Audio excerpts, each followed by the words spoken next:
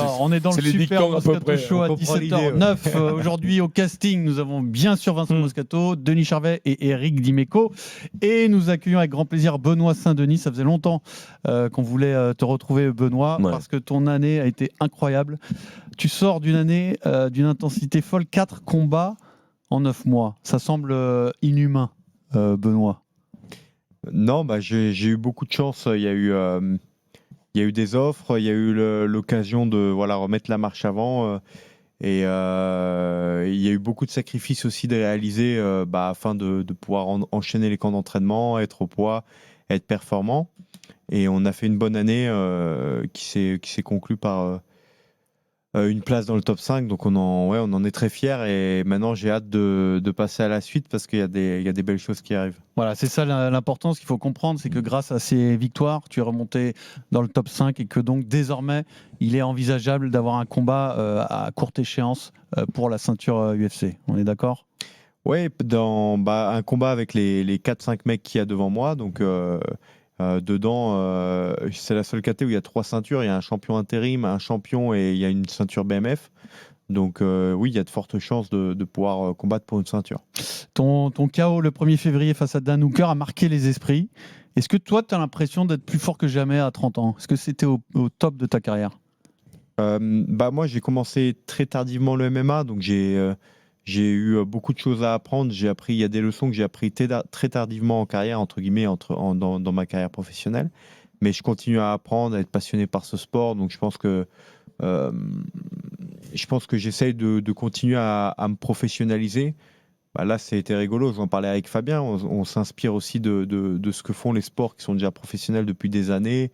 Eux, ils ont notamment, la capacité de filmer quasiment toutes leurs séquences d'entraînement en permanence à 360. Donc ça, par exemple, c'est un truc que tu as utilisé. Que j'utilise un petit peu maintenant aujourd'hui. Le fait de pouvoir filmer avec une qualité, on va dire, correcte les entraînements pour pouvoir voir ce qui va, ce qui va pas. Et ça permet aussi au coach de me le montrer par A plus B.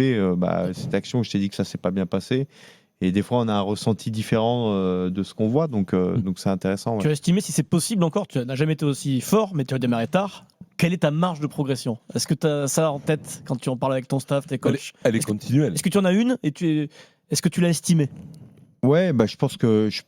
En fait, ce qui est intéressant, c'est que c'est un sport un peu comme le triathlon où tu es un éternel insatisfait parce que tu n'es jamais le meilleur. Je ne serai jamais le meilleur boxeur, le meilleur grappleur ou le meilleur lutteur. Mais tu peux continuer à progresser dans chaque domaine, et même athlétiquement parlant, tu peux continuer à être plus performant. Tu as aussi l'expérience, et après c'est vraiment un sport à part entière, le MMA. Donc continuer à bien mélanger tout ça et à prendre ce qui te va le mieux pour être le plus performant possible. Mais aujourd'hui, je pense que les combats que je vais faire, les futurs combats que je vais faire, c'est des combats où je n'aurai pas le droit à l'erreur. Donc, c'est avec le niveau que j'ai actuellement et celui que je vais continuer à améliorer que je vais affronter ces gars-là. Ça se resserre automatiquement. Là, tu as fait 4 combats. Pour toi, quand on fait 4 combats, j'ai du mal à l'imaginer parce que ce sport, c'est un sport de gladiateur. Quel a été l'entre-combat qui a été le plus dur d'un combat à l'autre ? Le deuxième avec le troisième avec le quatrième ou... Le quatrième. Le troisième au quatrième. Ouais. Troisième au quatrième. Ça n'a pas été facile parce que... Entre Dariush et Hooker, c'est ça ? Entre Dariush et Hooker, ouais. Parce qu'il a fallu retourner tout de suite en camp d'entraînement. Et ça dépend de ton combat précédent aussi. Et pour le coup, on a été un peu bluffé par l'UFC parce qu'on pensait partir en vacances, vraiment. Mon manager me disait qu'il n'y avait pas un monde où je recombattais avant 6 mois et puis 24 heures, 48 heures après l'Australie dans 2 mois, quoi, même pas, quoi. Alors, l'organisation, elle est dure quand même, cette organisation, parce que c'est quand même eux qui décident. Ils sont assez, parfois ils ont un rapport avec les boxeurs qui est quand même assez directif, assez difficile. On peut comparer avec la boxe. La boxe, ils font un peu ce qu'ils veulent. Tu as un manager et puis que là, c'est une organisation comme une fédération qui dicte, qui est à la limite assez autoritaire. Je pense comme en boxe, mais le truc en boxe, c'est que tu as quand même 3-4 grosses organisations. Tu as la WBO, IBF, WBA et WBC. Donc les 4 ceintures dont on parle, donc, que les boxeurs veulent réunifier à chaque fois pour vraiment marquer de leur empreinte leur temps en tant que boxeur. Nous, il n'y a que l'UFC.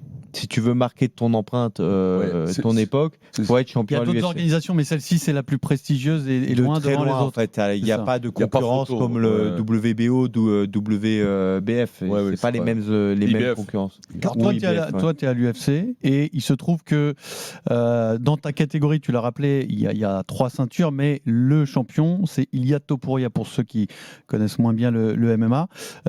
Aujourd'hui, il est un peu au-dessus du lot. Est-ce que toi, tu te sens prêt au défi, l'affronter, le battre, être le premier Français avec la ceinture UFC? Je te pose la question parce que lui, il a un peu écarté cette idée il y a une dizaine de jours. Il pense que tu n'es pas capable de le battre. Il t'a même chambré. Il a dit que tu étais moyen, il a dit. Non, clairement, je pense que c'est un combat qui est facile pour personne, mais c'est un combat. Il y a plusieurs mecs, types de mecs et types de styles qui peuvent lui poser problème. Dont je pense faire partie, dont fait partie peut-être Sarukian, des styles de combattants qui peuvent vraiment annuler sa boxe anglaise en fonction de la direction que prend le combat et prennent les rounds. Et donc forcément, c'est des combats s'il peut. Là, il vient de récolter le meilleur combat possible pour lui. Justin Gaethje, c'est un mec qui a une bonne lutte, mais qui a pas trop de sol. Donc on l'a vu très très rarement en carrière amener les combats au sol et les maintenir au sol. C'est un mec qui gagne avec ses points aussi également, beaucoup avec ses points, avec sa boxe anglaise. Et c'est un mec, c'est le bon profil pour un gros puncher comme Topuria. Mais pour lui, ça serait un risque inutile en fait. Actuellement, oui, c'est à moi combattre, je veux dire. C'est à moi de mériter d'affronter ce gars-là, donc peut-être de faire encore des grosses prestations pour pouvoir avoir cette opportunité-là. Il y a des ceintures comme la BMF qui. Alors ça, c'est la bad motherfucker. C'est c'est une sorte de récompense du plus méchant. Quoi. C'est un bonus. Elle a été prise par un gars dont j'aime énormément la carrière parce que c'est un grand guerrier. Et moi, j'aimerais bien avoir l'opportunité de faire la guerre contre ce gars-là. Charles Oliveira, c'est un mec, pour pouvoir lui faire la guerre, il faut être complet, parce que c'est un gars qui a un sol de tueur, qui a énormément de finish, tout comme moi, donc qui est capable de finaliser les combats au sol comme debout. Est-ce que c'est véritablement un motherfucker, Charles Oliveira? Parce que certains estiment que son style ne correspond pas à cette distinction. En fait, c'est parce qu'Holloway n'a pas eu les armes pour lui répondre. Et du coup, ça n'a pas donné un combat que voulait Dana de BMF. Mais moi, je pense avoir le profil pour donner un combat de BMF, même si ça part dans d'autres orientations. Si tu as à choisir, tu préfères Oliveira ou Topuria? Je pense que prendre la BMF, je pense que Topuria, c'est peut-être moins réaliste actuellement parce que ça m'étonnerait qu'il me le donne. Mais s'il me le donne, bien entendu que j'irai chercher Topuria, c'est le meilleur combat à faire. Hein. Tout champion, enfin tout homme qui fait partie de l'UFC, qui est dans le top 15, qui désire devenir champion, désire affronter Topuria, ou alors c'est qu'il n'a rien à y faire. Et Oliveira, bien entendu, parce que c'est une légende. Alors si en plus je pouvais l'affronter chez lui au Brésil, pour leur donner l'opportunité de répondre un peu à Paris, ça serait super. Et juste quand il te chante Topuria, ça te fait sourire ou ça t'agace? Là, pour le coup, ça m'a fait sourire parce que c'est bien quand le champion parle de toi, c'est quand même plutôt bon signe. Tu n'as pas envie de répondre, toi, quand c'est comme ça, tout de suite? T'es pas dans la chambre. Il y a zéro intérêt. Oui. Non, je me ressens pas cette nécessité-là. Je pense que actuellement, je suis le combattant avec le plus de finish depuis 2021 à l'UFC, toutes catégories confondues. Donc, j'ai un style qui m'apportera des combats intéressants. Et à moi de continuer à être dans ce style-là et d'avoir. Tu le rousseras quand ça viendra. Alors Benoît, il y a un événement qui arrive, qui fait saliver tous les amateurs de MMA. 14 juin à la Maison Blanche, ils ont appelé ça Freedom 250. C'est les 250 ans de la Déclaration d'indépendance des États-Unis. Oui. Bon, c'est un événement qui est au-delà du sport en lui-même, puisque c'est à la Maison Blanche, mais sportivement, c'est énorme.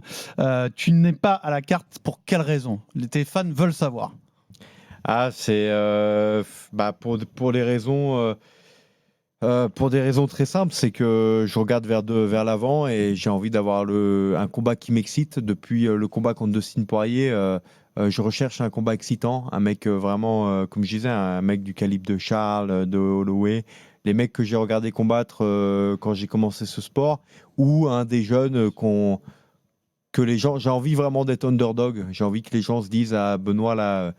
C'est le combat test, quoi. S'il passe ce mec-là, on voilà, avoir mon coup de tampon pour qu'on se dise là, Benoît, il rentre vraiment dans la cour des grands et il a vraiment le potentiel d'être champion. Donc, j'aurais ça avec un Tsarukian, j'aurais ça avec un Oliveira, avec un Topuria, avec un Gaethje ou un Holloway, mais peut-être que j'aurais pas ça avec un autre Avec adversaire. un Michael Chandler qu'on t'a proposé pour cette réunion. Avec un Michael Chandler, c'est plus compliqué, je pense, d'avoir ce coup de tampon.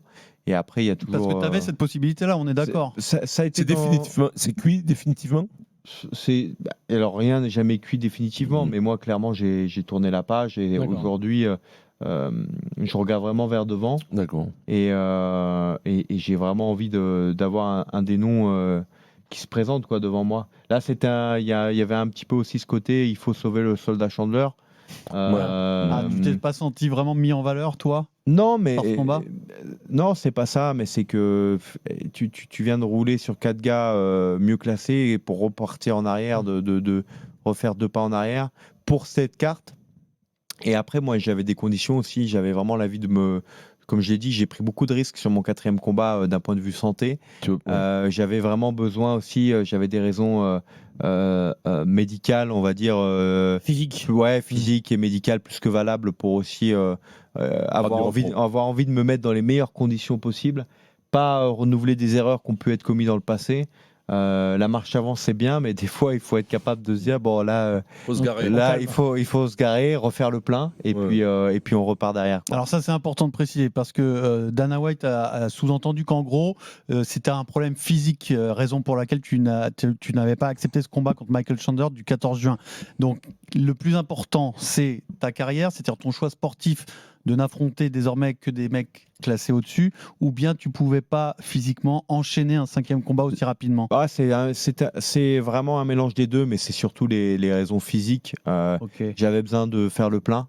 Et il y avait quand même ce côté excitation. Hein, et puis surtout, au vu de ce que je vise, quand si tu veux avoir la ceinture BMF, il faut être capable de répondre présent à un maximum d'opportunités. Donc bien sûr que c'est alléchant hein, d'aller C'est quand un même retentissement médiatique extraordinaire. exactement. Et puis tu affrontes un peu le Captain America bien sûr. qu'ils aiment beaucoup là-bas chez lui. Et puis il a quand même une très grande carrière. Mais il y a quand même un petit côté excitation sportive et combiné à ce fait d'avoir vraiment ce besoin de faire le plein. Et de faire un petit peu c'est le plus important, c'est ta santé. Voilà, il y avait un petit contrôle technique à faire au niveau des axes des roues, donc on a essayé de. Tu patines un peu sur le côté, quoi. Exactement. Il fallait faire le plat et s'occuper de ça. Aujourd'hui, je me sens mieux. Et là, je commence à réattaquer un petit peu plus les choses sérieuses. Et je pense que je pourrais être à 100% à partir de fin juillet, début août. Avant, tu parles d'un problème de blessure, tout ça, mais en plus, dans ce métier-là, il y a un problème psychologique. Tu avais une lassitude après 4 combats de te remotiver, ça c'est compliqué d'aller au feu à chaque fois. Non, faut pas le nier. Psychologiquement, ça bouge. Ça peut être dur. Ça peut être dur d'avoir envie de repartir. Et puis aussi, tu remets tout le monde dedans. Hein. Tu remets toute ton équipe dedans. Les gars, on retourne au boulot à 100%. Ça demande beaucoup de sacrifices. Après, comme je le dis, moi, j'ai pas encore atteint mes objectifs. Donc ça je suis prêt à le faire.